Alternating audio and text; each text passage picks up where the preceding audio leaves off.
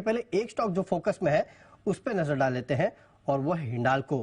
करीब 1.5-2% के आसपास की तेजी देखने मिल रही है। वो इसके लिए है क्योंकि हिंडाल्को के Q2 के नतीजे जो है वो आ चुके हैं। आय में अगर आप देखेंगे तो करीब 4% के आसपास की बढ़ोतरी देखने मिली है। वही मुनाफा अगर आप देखेंगे तो 2200 करोड़ के आसपास सपाट रहा है। आय माफ कीजिएगा, आय यहाँ पे घट के आई है इस कंपनी की, और मुनाफा अगर आप देखेंगे तो 2200 करोड़ रुपए के आसपास सपाट रहा है। हालांकि मार्जिन अगर आप देखेंगे तो वो बढ़कर आए हैं। कंपनी के नतीजे और ग्रोथ आउटलुक पे कंपनी के एमडी सतीश पै से खास बातचीत की है जी बिजनेस की एग्जीक्यूटिव एडिटर स्वाति खंडेलवाल ने। आइए पहले उसे सुन लेते हैं। नंबर्स हम देख रहे हैं थोड़े से जो एस्टिमेट्स है उससे कम आए हैं। Can you explain this sir, and realisations कैसी रही इस क्वार्टर? तो एक्चुअली हमारे ये क्वार्टर काफी अच्छा निकला, क्योंकि अगर आप देखें नोवेलिस का परफॉर्मेंस काफी स्ट्रांग था। उन्होंने एबिटा पर टन $519 पर टन पे आया। The net EBITDA of Novelis $484 million था। तो नोवेलिस का परफॉर्मेंस काफी स्ट्रांग था। कैन शिपमेंट्स 12% बढ़ा। तो अगर आप इंडिया बिजनेस देखें, इंडिया बिजनेस ने भी काफी स्ट्रांग ग्रोथ दिखाया। Copper was at all time record 653 crore of EBITDA जो कॉपर का है। I think it's highest ever. और अगर आप एल्यूमिनियम अपस्ट्रीम और डाउनस्ट्रीम कॉम्बिनेशन भी देखें तो इस बार cost of production about 6% down था Q2 और Q1। इसलिए हमारा एल्यूमिनियम एबिटा $753 पर टन था।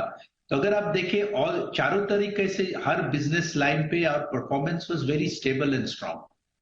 ओके, आपने बात की नोवेलिस की, एंड आई थिंक यहाँ पर एबिटा पर टन गाइडेंस जो $500 आई है वो यू अचीव बिफोर टाइम। क्या आप फर्दर रिवाइज करेंगे गाइडेंस? नहीं, फर्दर रिवाइज नहीं करेंगे। आई मीन हम लोग ने कहा है कि Q4 तक हम लोग $525 पर टन जो हमारा ओरिजिनल गाइडेंस था वहां वापस पहुंच जाएंगे। तो I think we will get that. Okay sir, cost of production कैसी रही कंपेयर टू प्रीवियस क्वार्टर? तो वही मैंने बोला, कॉस्ट ऑफ प्रोडक्शन इस बार इंडिया एल्यूमिनियम बिजनेस ने 6% कम था Q1 के मुताबिक, और लार्जली हमारा कोल कॉस्ट जो है जो 15% कम था। बाकी भी इनपुट कॉस्ट ने अभी थोड़ा मॉडरेट हुआ है। तो कॉस्ट ऑफ प्रोडक्शन कम होने से इट इज अबाउट 6% डाउन। और हम लोग गाइड कर रहे हैं कि Q3 will be flat with Q2, क्योंकि कोल प्राइसेस अभी फिर कोल डिमांड थोड़ा हाई हो गया है। स्पॉट ऑक्शंस में प्रीमियम बढ़ने लगे हैं। तो कॉस्ट ऑफ प्रोडक्शन हम लोग Q3 to Q2 flat guide कर रहे हैं। Fair enough. Okay sir, value added products यहाँ पर अच्छी खासी परफॉर्मेंस दिख रही है। ओवरऑल सेल्स में अच्छा खासा कंट्रीब्यूशन किया है। इस क्वार्टर में कैसे आप उसको एनालाइज करते हैं और आगे क्या ट्रेंड्स दिख रहे हैं? अगर हम लोग डाउनस्ट्रीम देखें, 94 KT शिपमेंट हुआ। इसमें से इलेक्ट्रिकल सेक्टर, BNC सेक्टर और ऑटो सेक्टर काफी स्ट्रांग थे।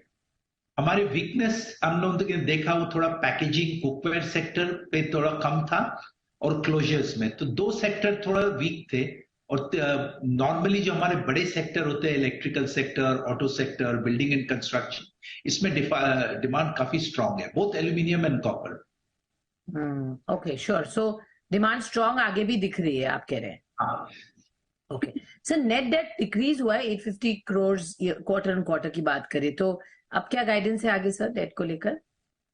नहीं, अगर आप देखें हमारे नेट डेट टू एबिटा 1.66 है इस क्वार्टर पे। नोवेलिस 2.7 पे चल रहा है और इंडिया तो 0.13 है। माने लार्जली डेट फ्री कंपनी है इंडिया में। तो हमारा गाइडेंस है कि अभी एबिटा तो बढ़ते जाएगा, डेट नहीं बढ़ेगा। तो net debt to EBITDA should be on the downward trend from this point.